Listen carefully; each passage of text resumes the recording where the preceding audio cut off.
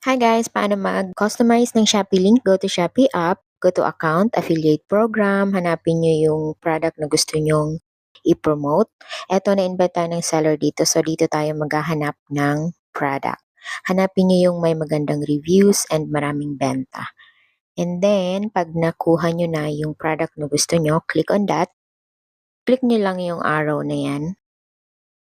Pwede kayo mag-download kung gumagawa kayo ng mga Facebook post, download images, and then click on copy link. Pupunta ulit tayo sa account and then hanapin nyo yung custom links. Click nyo, paste nyo yan, paste nyo yung link, and then go on convert.